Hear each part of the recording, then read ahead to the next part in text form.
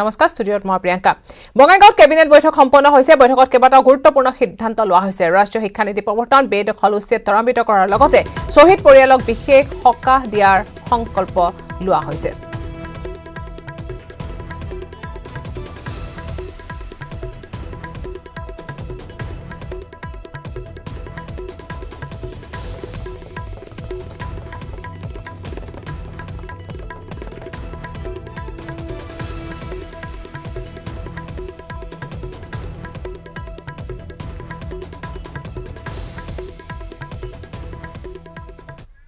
নতুন শিক্ষানীতিৰ ওপৰত কেবিনেটত আলোচনা কৰা হৈছে ৰাষ্ট্ৰীয় শিক্ষানীতিৰ অধীনত হ'ব শিক্ষা ব্যৱস্থা 5-3-3-4 ব্যৱস্থাত হ'ব আৰু স্কুলীয়া শিক্ষা 15 বছৰীয়া হ'ব বুলি মন্তব্য কৰিছে মুখ্যমন্ত্ৰীয়ে 2023 চনত নতুন পাঠ্যক্ৰম আহিব এই মন্তব্য মুখ্যমন্ত্ৰীৰ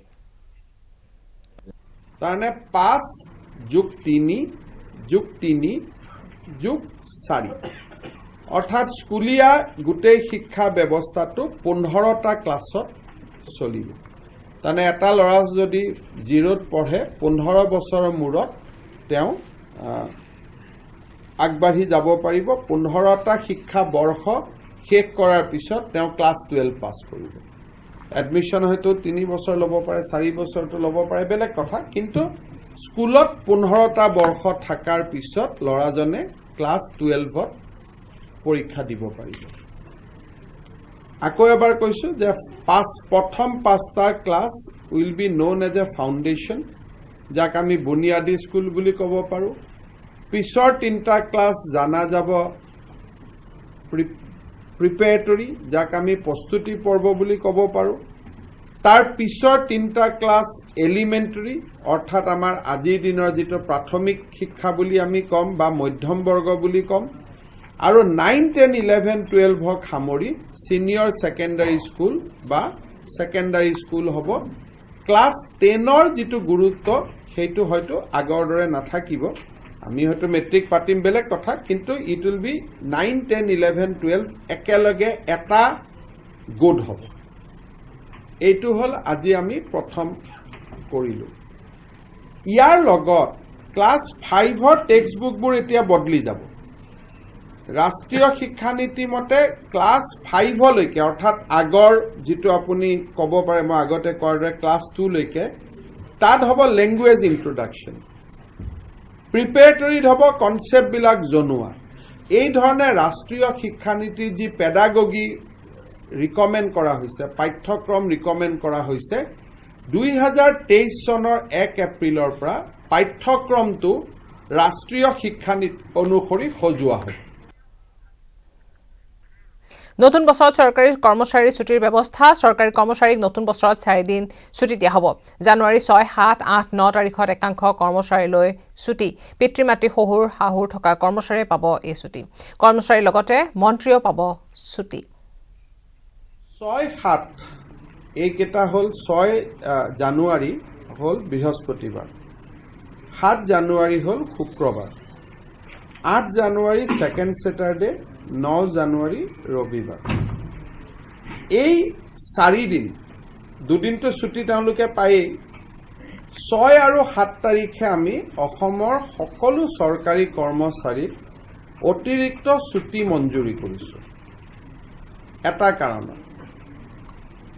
কিন্তু কোনে কৰ্মচাৰীয়ে পাব যাৰ শহুৰে খাহুৰে বা পিতৃ-মাতৃ জীয়াই আছে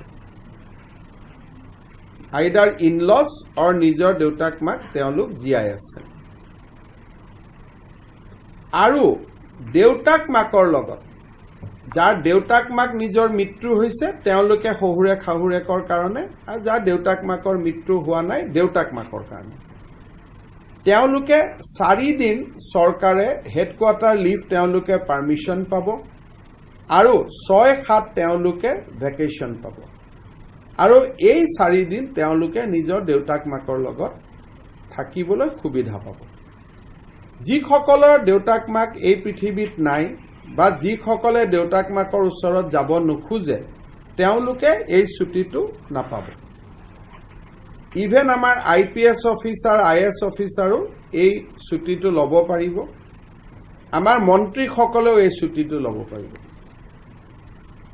যাৰ দেউতাক মাকৰ লগত থাকাটো আমি বিচাৰিছোঁ বছৰত 4টা দিন আমাৰ মন্ত্ৰীসকলেও 4টা দিন দেউতাক মাকৰ লগত থাকিলে মই ব্যক্তিগতভাৱে সুখী হ'ম যদিও মন্ত্ৰীৰ কোনো লিভ নাথাকে ছুটি নাথাকে কিন্তু চতুৰ্থ শ্ৰেণীৰ সাফাই কৰ্মচাৰীজনৰ পৰা মন্ত্ৰীসকললৈকে সকলোৱে এই সুবিধাটো পাব 6-7 বন্ধ পাব 8-9 অটোমেটিক্যালি বন্ধ আছে 4 দিন গাঁৱত গৈ দেউতাক মাকৰ লগত থাকিব পাৰিব নতুন বছৰত দেউতাক মাকৰ আশীৰ্বাদ লৈ অসমখনৰ কাৰণে গোটেই বছৰটো কাম কৰিম তেনেকুৱা এক প্ৰেৰণা লৈ তেওঁলোকে দেউতাক মাকৰ পৰা উভতি আহিব ACS APSত আবেদনৰ বাবে অসমৰ নাগৰিক হ'ব লাগিব অসমৰ নিয়োগ বিনিময় কেন্দ্ৰত নাম থাকিব লাগিব অসমৰ যিকোনো এটা চৰকাৰী সহযোগী ভাষা জানিব লাগিব ইয়াৰ ফলত অসমৰ যুৱক যুৱতী লাভান্বিত হ'ব ACS আৰু APSC যিটো মেইন পৰীক্ষা আছিলে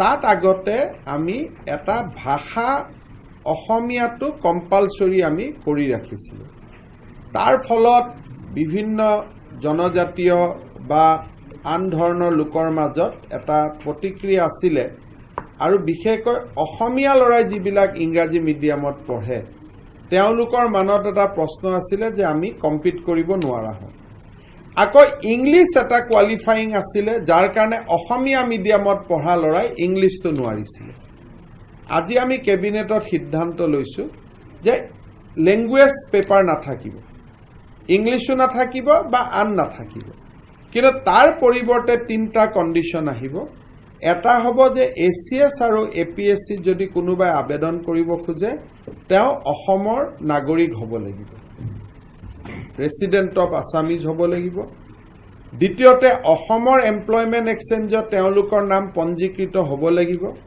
তৃতীয়তে তেওঁলোকে ম্যান্ডেটৰিলি অসমীয়া বা অসমৰ সহযোগী ৰাজ্যিক ভাষা বা অসমৰ যিকোনো জনজাতীয় ভাষা এটা হলফলীয়াকৈ ক'ব পৰা হ'ব লাগিব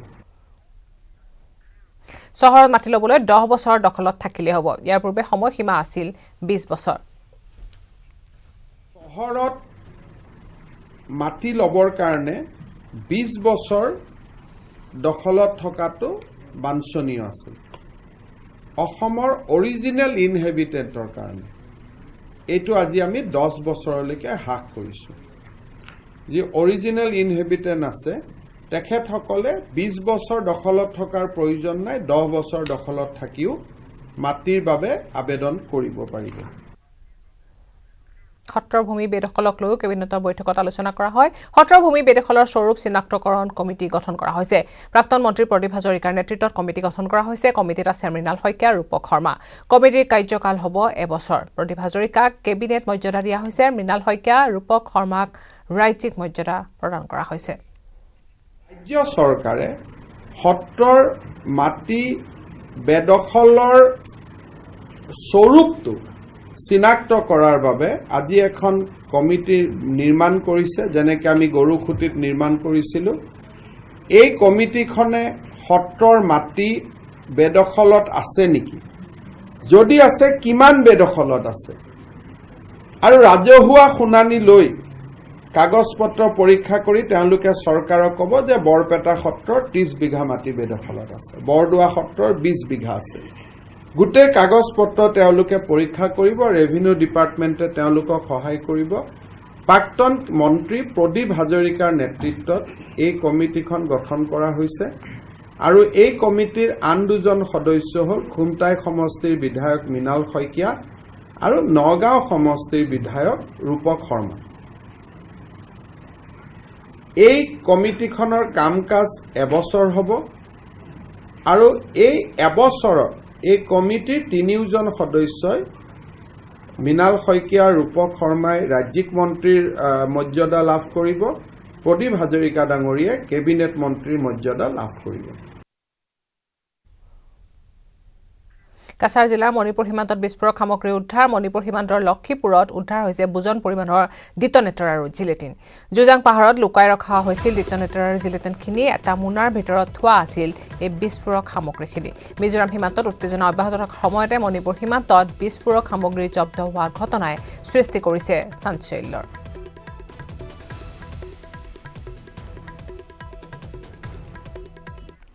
ভট্টাচাৰ্যকুছি তথা ৰাজ্যলৈ গৌৰৱ কঢ়িয়াই আনিছে মেধাৱী ছাত্ৰী বৰ্ণালী দাসে। পুনেৰ টাটা ইনষ্টিটিউট অৱ ফাণ্ডামেণ্টেল ৰিচাৰ্চৰ গৱেষক ছাত্ৰী বৰ্ণালীয়ে সূৰ্যতকৈ ডাঙৰ, অতি উষ্ণ আৰু বৃহৎ চুম্বকীয় ক্ষেত্ৰ অধিকাৰী 8টাকৈ তৰাৰ সন্ধান উলিয়াবলৈ সক্ষম হৈছে। বৰ্ণালী দাসৰ এই কৃতিত্বৰ বাবে সমগ্ৰ বজালী জিলাৰ লগতে আনন্দিত হৈ পৰিছে পৰিয়াল তথা শিক্ষাগুৰুসকল। ভট্টাচাৰ্যকুছিৰ পৰা হাইস্কুল শিক্ষান্ত পৰীক্ষাত স্থান লাভ কৰাৰ লগতে কৃষ্ণকান্ত সন্দিকৈ জুনিয়ৰ কলেজ পাঠশালাৰ পৰা উচ্চ মাধ্যমিক পৰীক্ষাত বিজ্ঞান শাখাত 5ম স্থান লাভ কৰিবলৈ সক্ষম হৈছিল।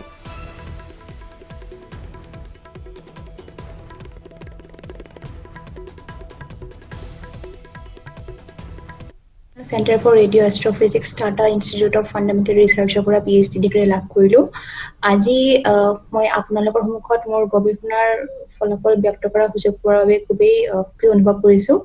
সৰ্বপ্ৰথমে মই যেটো ক'ব খুজিছো সেয়া হৈছে এই গৱেষণাৰ অকল যি ফলাফল পাইছো তাত অকল মোৰ ভূমিকাই নাই, মোৰ এই গৱেষণাত অতি সক্ৰিয় ভূমিকা গ্ৰহণ কৰিছিলে মোৰ PhD supervisor professor Punam Chandra, তেওঁ NCERT ফেকাল্টি। লগতে আছিলে প্ৰফেসৰ গ্ৰেগ ৱেট, তেখেত কানাডাৰ ৰয়েল মিলিটাৰী কলেজৰ ফেকাল্টি আৰু তেখেতৰ দুজন প্ৰাক্তন ষ্টুডেণ্ট মেট শুল আৰু জেমছ চিকৰা। এতিয়া মোৰ গৱেষণাৰ কথা কোৱাৰ আগতে আৰু আৱিষ্কাৰৰ কথা কোৱাৰ আগতে মই অকমান বেকগ্ৰাউণ্ড দিব খুজিছো এই বিষয়ে। আমাৰ আকাশততো বহু তৰা থাকে, তাৰ কিছুমান তৰা সূৰ্যতকৈ গৰম হয়, সূৰ্যতকৈ কিছুমান ঠাণ্ডা হয়, কিছুমান সূৰ্যৰ দৰে হয়। মোৰ গৱেষণাটো আছিলে সূৰ্যতকৈ যি তৰাবিলাক খুবেই বেছি গৰম, যিবিলাক দেখাত নীলা হয়, সেইকাৰণে আমাৰ সূৰ্য হালধীয়া। সো এই নীলা তৰাবিলাক লৈ পেলাই মোৰ গৱেষণা আছিল।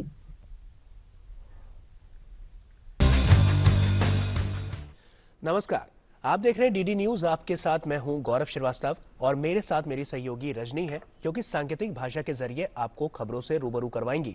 तो खबरों में आगे बढ़े उससे पहले एक नजर अभी तक की हेडलाइंस पर।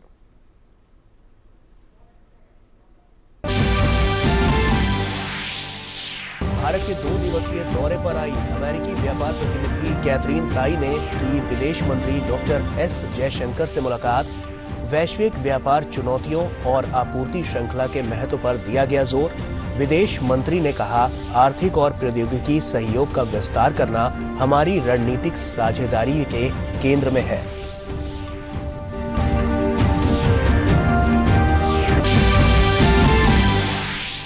राष्ट्रव्यापी टीकाकरण अभियान के तहत अब तक 118 करोड़ 35 लाख से अधिक वैक्सीन की दी गई खुराक। पिछले 24 घंटे में 68,35,000 से ज्यादा टीके की दी गई खुराक।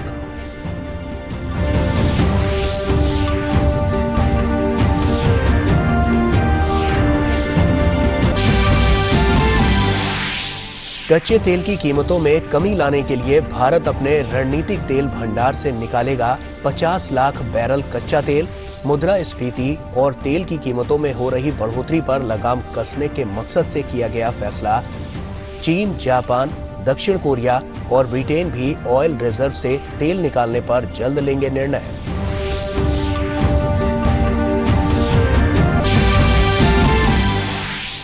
जूनियर हॉकी विश्व कप की आज से भुवनेश्वर में होगी शुरुआत। 12 दिन तक 16 टीमें खिताब के लिए करेंगी संघर्ष। गत विजेता भारतीय टीम पहले मुकाबले में आज फ्रांस के खिलाफ उतरेगी मैदान पर।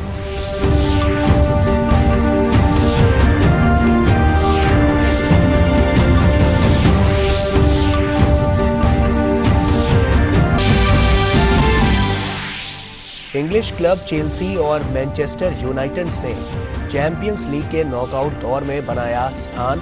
गत विजेता चेल्सी ने यूवेंटस को 4-0 से दी शिकस्त। वहीं मैनचेस्टर यूनाइटेड ने विलारियल को 2-0 से हराकर अंतिम 16 का कटाया टिकट।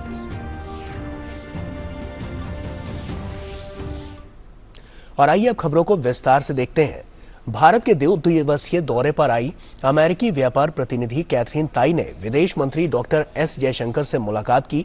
डॉक्टर एस जयशंकर ने ट्वीट करते हुए कहा कि मुलाकात के दौरान वैश्विक व्यापार चुनौतियों और आपूर्ति श्रृंखला के महत्व पर जोर दिया गया है। विदेश मंत्री ने कहा कि आर्थिक और प्रौद्योगिकी सहयोग का विस्तार करना हमारी रणनीतिक साझेदारी के केंद्र में है। तेल की कीमतों में कमी लाने के लिए भारत ने बड़ा फैसला किया है। भारत ने अपने रणनीतिक पेट्रोलियम भंडार से 50 लाख बैरल कच्चा तेल रिलीज करने का निर्णय लिया है। इससे बाजार में कच्चे तेल की उपलब्धता बढ़ने के साथ ही इसकी कीमतें नीचे आने की उम्मीद है। भारत के फैसले के बाद अमेरिका ने भी रणनीतिक तेल भंडार से 5 करोड़ बैरल तेल निकालने का निर्णय लिया है। व्हाइट हाउस ने एक बयान में कहा कि 5 करोड़ बैरल में से 3.2 करोड़ बैरल अमेरिकी स्ट्रेटेजिक पेट्रोलियम रिजर्व से अगले कई महीनों में एक एक्सचेंज के रूप में जारी किया जाएगा। वहीं 1.8 करोड़ बैरल तेल पहले से अधिकृत बिक्री से त्वरित रिलीज के रूप में जारी किया जाएगा। और दिल्ली एनसीआर में वायु प्रदूषण के बढ़ते कहर पर सुप्रीम कोर्ट में आज फिर से सुप्रीम कोर्ट सुनवाई करेगा। इससे पहले पिछली सुनवाई के दौरान chief justice NV Ramana justice की बेंच ने प्रदूषण को रोकने के लिए दिल्ली सरकार के रुख पर नाराजगी जताई थी। सुनवाई के दौरान सुप्रीम कोर्ट ने दिल्ली और केंद्र सरकार को तत्काल आपातकालीन कदम उठाने का आदेश दिया था। इस बीच दिल्ली सरकार स्कूलों को फिर से खोलने पर निर्णय लेगी। कोविड महामारी के खिलाफ टीकाकरण अभियान के तहत देश में अब तक 118 करोड़ 39 लाख से अधिक टीकों की खुराक दी जा चुकी है। कल 68,35,000 वैक्सीन की खुराकें दी गईं। देश में पिछले 24 घंटों में 12,202 मरीज ठीक और स्वस्थ हुए हैं। ऐसे में रिकवरी रेट 98.32% है। वहीं देश में पिछले 24 घंटों में 7,579 नए मामले सामने आए। सक्रिय मामलों की संख्या फिलहाल 1,13,584 है। राष्ट्रपति रामनाथ कोविंद 2 दिन के दौरे पर आज उत्तर प्रदेश के शहर कानपुर पहुंचेंगे। वे आज चौधरी हरमोहन सिंह यादव की 100वीं जयंती समारोह में भाग लेंगे और कार्यक्रम को संबोधित करेंगे। राष्ट्रपति कल हरकोट बटलर तकनीकी विश्वविद्यालय के शताब्दी समारोह में भी भाग लेंगे और सभा को संबोधित करेंगे। केंद्रीय सड़क परिवहन और राजमार्ग मंत्री नितिन गडकरी आज जम्मू में 1,721 करोड़ रुपए के निवेश से 257 किलोमीटर लंबी 25 राष्ट्रीय राजमार्ग परियोजनाओं की आधारशिला रखेंगे। ये परियोजनाएं जम्मू और कश्मीर घाटी के बीच हर मौसम में संपर्क बनाए रखेगी। ये क्षेत्र की कृषि, औद्योगिक और सामाजिक आर्थिक प्रगति के साथ रक्षा बलों की तेज आवाजाही के लिए सामरिक रूप से अहम है। ये परियोजनाएं कई जिला मुख्यालयों को जाने वाली सभी प्रमुख सड़कों को जोड़ने के साथ रोजगार और स्वरोजगार के अवसर भी पैदा करेगी। तमिलनाडु में भारी बारिश का कहर जारी है। मौसम विभाग के अनुसार बंगाल की खाड़ी के दक्षिण पूर्व क्षेत्र में एक चक्रवातीय कम दबाव का क्षेत्र बना हुआ है, जो अगले 4-5 दिनों में पश्चिम उत्तर पश्चिम की ओर बढ़ने की संभावना है। तमिलनाडु में मंगलवार की सुबह सेलम जिले के करुंगल पट्टी में बारिश की वजह से 4 मकान ढह गए। वहीं भारी बारिश की स्थिति के कारण मुल्ला पेरियार बांध का एक बैराज भी खुल गया। तमिलनाडु के कुडुलोर जिले में केंद्रीय दल ने भारी बारिश की स्थिति का आकलन किया। इसके अलावा पड़ोसी राज्य केरल के लिए मौसम विभाग ने 25 नवंबर तक के लिए अलर्ट जारी कर दिया है। लोगों से बारिश और बिजली गिरने की घटनाओं से बचने की सलाह दी गई है। तिरुवनंतपुरम, कोल्लम और अलपुझा कोटायम के लिए येलो अलर्ट जारी कर दिया गया है। अरब सागर में बने निम्न दबाव की वजह से महाराष्ट्र के इलाकों में भी बारिश की संभावना है। और कर्नाटक के मुख्यमंत्री बसवराज बोम्मई ने लगातार हुई वर्षा से बाढ़ग्रस्त बेंगलुरु के आसपास के क्षेत्रों तथा जवाहरलाल नेहरू उच्च वैज्ञानिक अनुसंधान केंद्र के मान्यता प्रौद्योगिकी पार्क का दौरा किया। उन्होंने वर्षा के जल की निकासी के लिए बनाए गए जल के मुख्य नालों का निरीक्षण किया। मुख्यमंत्री ने कहा कि बेंगलुरु में वर्षा से जमा हुए जल की निकासी के लिए बनाए गए मुख्य नालों या राजा कलुवेस को चौड़ा करने के लिए एक मास्टर प्लान लाया जाएगा। बोम्मई ने बताया कि प्रधानमंत्री नरेंद्र मोदी ने उन्हें फोन करके निचले क्षेत्रों में बाढ़ की स्थिति पर जानकारी मांगी। बेंगलुरु में रविवार को मात्र 2 घंटे में लगभग 138 मिलीमीटर वर्षा हुई थी। केंद्रीय गृह मंत्रालय के एक दल ने पुडुचेरी में बाढ़ से हुए नुकसान के जायजे के लिए कल प्रभावित गांवों का दौरा किया। मंत्रालय में संयुक्त सचिव राजीव शर्मा ने नेतृत्व वाले दल ने सबसे पहले कालापट्टू का दौरा किया और पिल्लई चावड़ी में समुद्र से हुए कटाव की मौके पर जानकारी ली। दल ने कटारगामा का भी दौरा किया और सड़कों की मरम्मत के आदेश दिए। विधानसभा अध्यक्ष आर सेल्वम, पुडुचेरी की जिला अधिकारी पूर्वा गर्ग और अन्य अधिकारी भी केंद्रीय दल के साथ थे। 2 दिन के दौरे के बाद ये दल पड़ोसी कुड्डालोर जिले के लिए रवाना हुआ। इससे पहले पुडुचेरी की उपराज्यपाल तिमिलिसाई सुंदरराजन और मुख्यमंत्री एन रंगासामी ने हालात का जायजा लेने के लिए शहरी और ग्रामीण क्षेत्रों का दौरा किया था। बांग्लादेश में विकसित बांग वैक्स कोविड टीके का मानव परीक्षण शुरू करने के लिए मेडिकल अनुसंधान परिषद से मंजूरी मिल गई है। स्थानीय बांग्लादेशी दवा कंपनी ग्लोब बायोटेक लिमिटेड द्वारा विकसित टीके ने मानव परीक्षणों की अनुमति देने के लिए परिषद के जरूरी जानवरों पर परीक्षण पूरे कर लिए हैं। अब कंपनी औषधि प्रशासन महानिदेशालय को क्लिनिकल परीक्षण की अनुमति के लिए आवेदन करेगा। ग्लोब बायोटेक लिमिटेड ने दावा किया है कि बांगवैक्स डेल्टा संस्करण सहित कोविड की 11 श्रेणियों के खिलाफ 100% असरदार है। मानव परीक्षण के दौरान तीसरे पक्ष के नैदानिक अनुसंधान संगठन के जरिए 4 चरणों में प्रक्रियाएं पूरी होंगी। और इसी के साथ फिलहाल इतना ही। हमें और हमारी टीम को दीजिए इजाजत। नमस्कार।